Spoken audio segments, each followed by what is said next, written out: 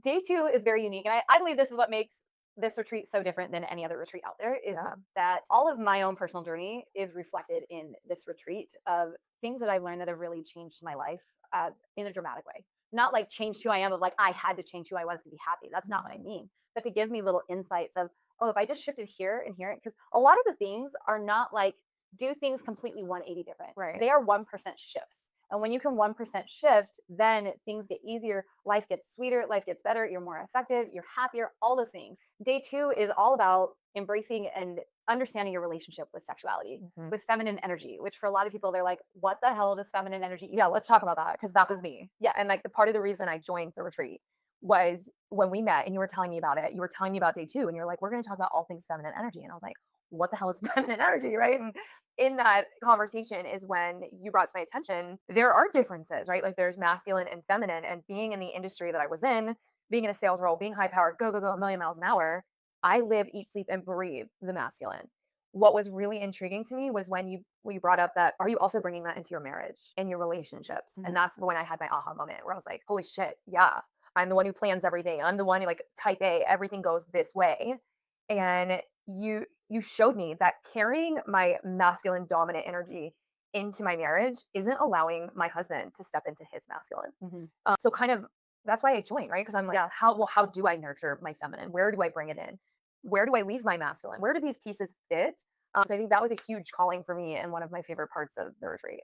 Yeah, and that's something that we really dive into. And I think a big misconception with feminine energy in particular is that, you see there's like this movement, right? Of like, be a trad wife, like quit your job, like don't do that. Like, I don't know about anyone watching, but for me, like I'm a very driven person. I have goals, I have dreams. Like I know I was put here for a big fucking purpose. Yeah. And I want to live that out.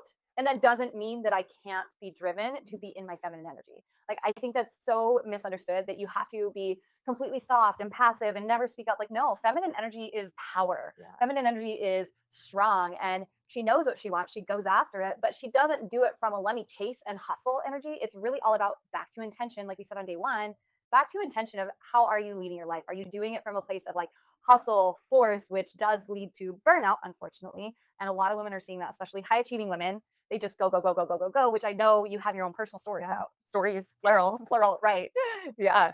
Yeah, that was a huge piece for me. And I think there's so many misconceptions with feminine energy. We talked about this before. And I love that you use this session and this retreat to set them straight because a lot of what we think walking into it are wrong. So it is learning that like feminine can be power. Where do you use it? Where do you leverage it? And how do you nurture it? Because that's exactly it. You can still be really powerful in your feminine, but you're nurturing yourself. You're fueling yourself.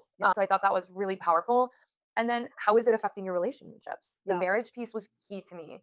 And I left that retreat really wanting to make changes in the marriage and figure out, like, sit down with Kyle, like, hey, where can I help balance this out? Because I want you to be confident stepping into the roles that you want to play too. How do we make this work together? And I think so many marriages don't have that, Yeah. especially with like the type A go getter. And I'm not associating those words to be masculine, but we're not thinking, right? We're just like drive, hustle, hustle, hustle. Yeah. Where is it impacting? And maybe it's not even just your marriage, maybe it's your friendships, or maybe it's Mhm. other ways you're showing up at work. I know you have an incredible story about how you nurture your feminine, and you don't have to tell it right now, but there's a lot of power to being in your feminine energy in the work environment. So I love kind of learning the misconceptions because there's so many. I mean, that could be a Yeah. whole episode of like Sure. talking about those. So I thought that was really powerful. Yeah, absolutely.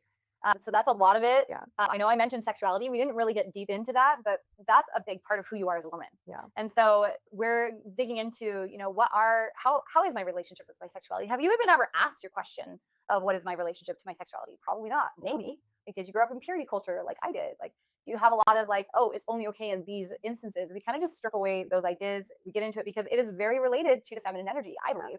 It is this like life force creative energy, and you can tap into it in really amazing, beautiful ways that are so misunderstood and just not talked about. So we go there. There's a lot of group discussions. There's a lot of bonding. There's a lot that goes down on day 2 that allows us to really come together as a group and really support one another. That is one of the most beautiful things that I saw throughout this retreat was all of the women coming together, supporting one another. One of the women that came, she said, how it meant so much to her that when she shared, and we get really, really real. Like by day 2, like the walk out, Yeah. like everyone is so honest and just it is such a supportive, safe, Yeah. beautiful space that she was saying how she just loved how she could bring things up and other women were like, hey, I've been there too. Like maybe you haven't thought about it from this angle. And she just had a complete 180 shift in how her relationship was going, she was ready to call her husband and be like, oh my gosh, I didn't realize all the things I was putting on you because of my lack of love for myself. Like, it was incredible to watch. Yeah, which kind of goes back to day one of the lack of self-love, Yep. right? So you set that foundation. Day two, now we're like going into the deep crevices of that and